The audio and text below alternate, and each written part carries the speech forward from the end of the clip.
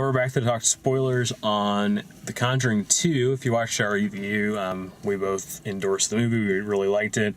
We're also both fans of the series, like the first Conjuring.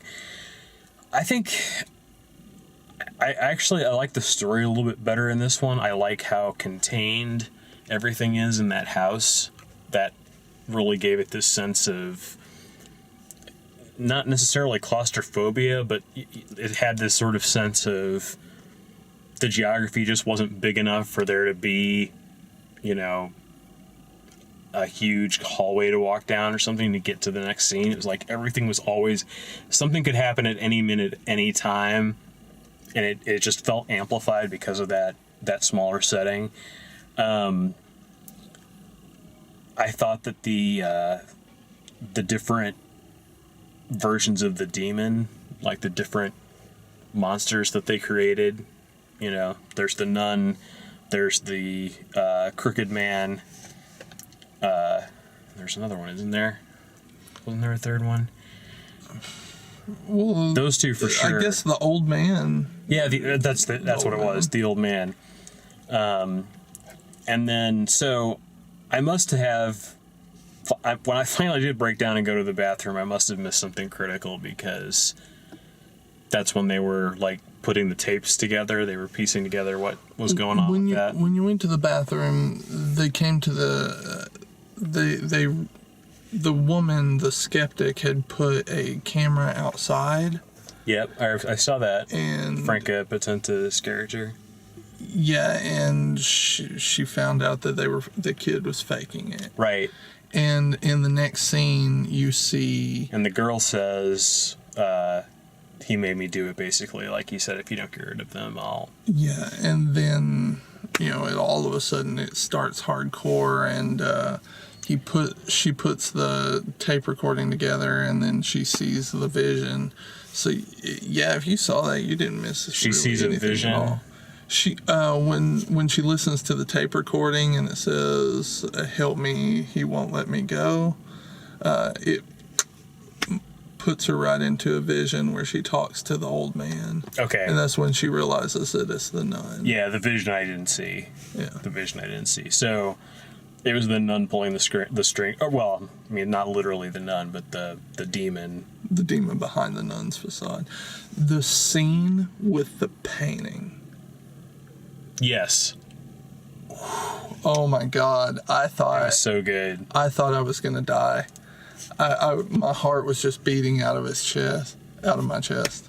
And that was another scene too, where, like, the camera work was so good. Like, they weren't cutting back and forth between the painting and Vera Farmiga, back and forth. It was either they were both in the same shot, and we could see what was going on with the painting and she couldn't, or it was that long pan where you watch the shadow walk all the way over to the painting, and then the painting jumps out of the wall.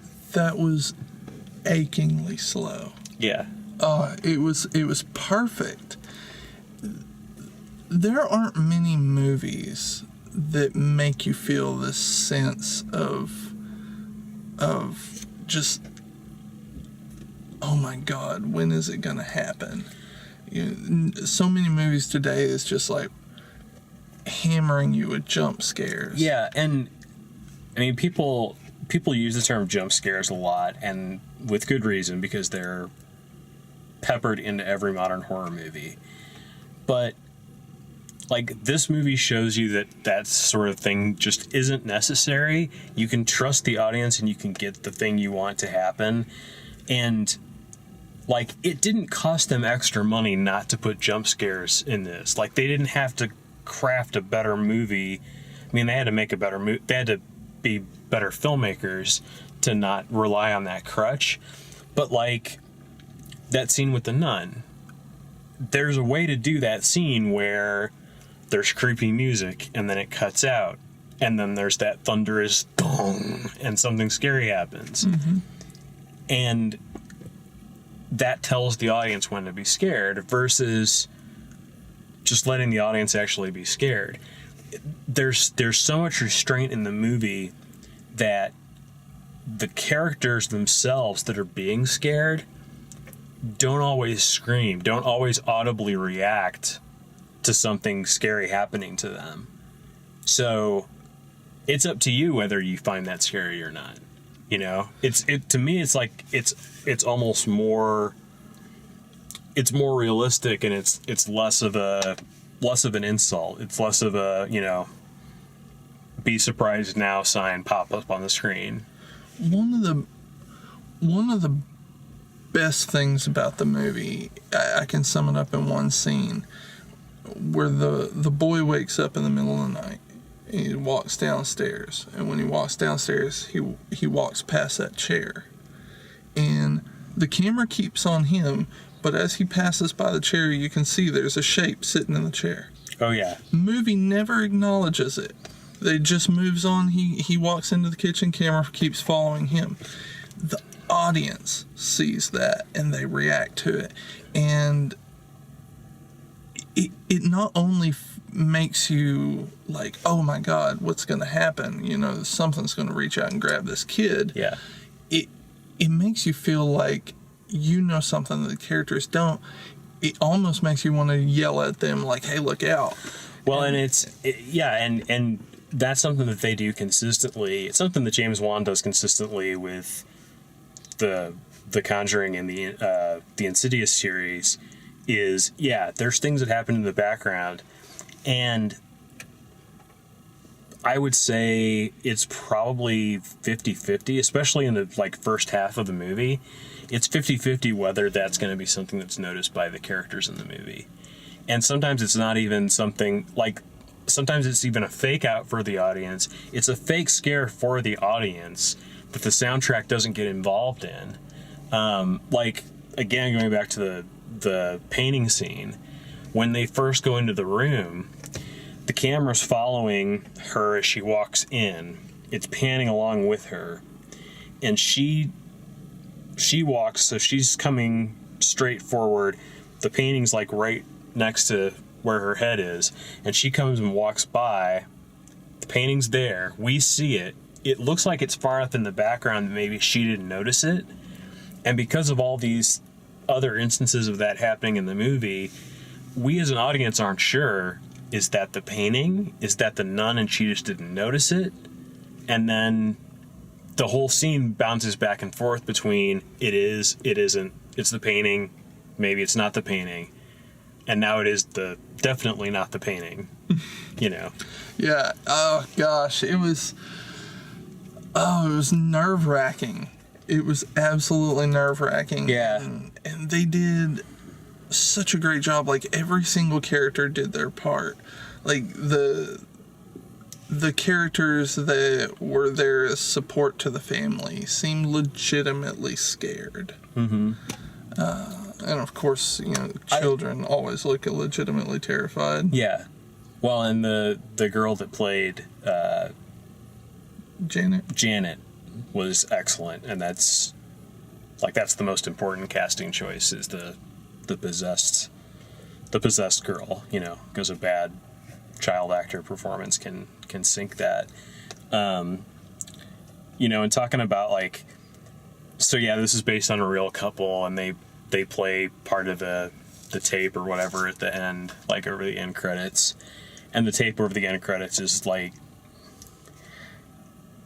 you know, it's very explainable. Like it's you can see like how this was not real, like how the, you know, how the tape would sound scary in 1977, but yeah, we're a little bit more like savvy about stuff like that now. But I like the way that, like in the first Conjuring, like the way they set up the Warrens. The Warrens are essentially lay Catholic exorcists. That's kind of the job that they take upon themselves. The Catholic Church doesn't officially like believe in or perform exorcisms. It's sort of a made up thing. Mm-hmm. But that's the thing that in real life those people are supposed to have believed, and it's what they believe in the movie. And so it's interesting, and to your point before about like how they don't have to develop the characters again and all that kind of stuff, they also just inherit a bunch of rules from the Catholic exorcism story where, you know, her banishing the demon, we know how she can do that. If she knows the demon's name and she, you know, invokes God to send it back to hell, it'll go. When he walks around with the crucifix and like he can scare the ghost out of Janet with the crucifix anytime he wants to, and he gives it to her at the end as like a, you know, like a good luck charm or whatever, that she can be safe from that point forward, which would have saved a lot of time, I think, if they just given her a crucifix to wear, but like at the beginning of the movie. The one thing that kind of hurt this movie, it kind of is the fact that it's based on quote unquote a true story. And then on top of that, at the very beginning, they mention before they met the family from the first movie, they had a case. They had the Amityville case, and then they had the Enfield case, and then they had the one from the first movie. And so everybody survives. Everybody survives, but at least the couple. Yeah, they keep hammering home that, oh my God, he's gonna die, or his life is in danger, and so that's not the case, but everybody else is expendable. Like, I didn't know enough about this case to know that, okay, well, nobody in the family died. Well, and I think that's why it was smart that when we get to the scene where we're expecting, like in any other movie, if we didn't know this was a prequel, or we didn't know it was,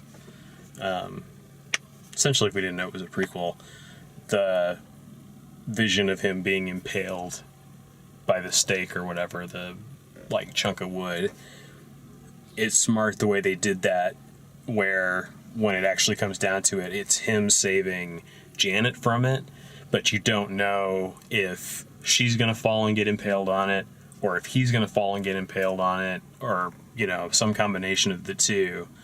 And then, but it informs why Lorraine is so upset at that point, and why she, goes in, even though the guy, like, has been spending like half an hour chopping down that door, and it's only big enough for her to fit through.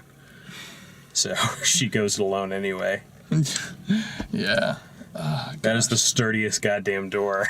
It was. Like, they don't build them like they used to. Everything else in that house is falling apart. Like, Patrick Wilson punches through the floor like no problem, but that one basement door. Oh, gosh.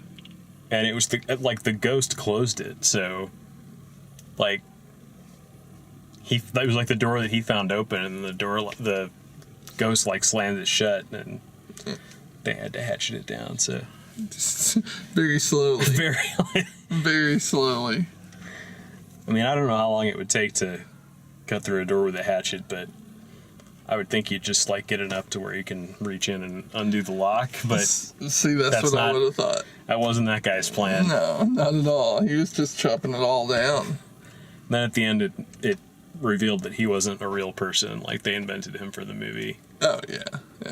Like, the lady across the street was real, but she didn't have like a husband or whatever that was actually part of it. So yeah, it was awesome. Hopefully you saw it and didn't watch all the way to the end of this and then decide to see it, but it was a good movie. So yeah, if you like the way we do these videos, thanks for watching. Please check out the other ones and check out the written and video reviews at dalemaxfield.com, and thanks for watching.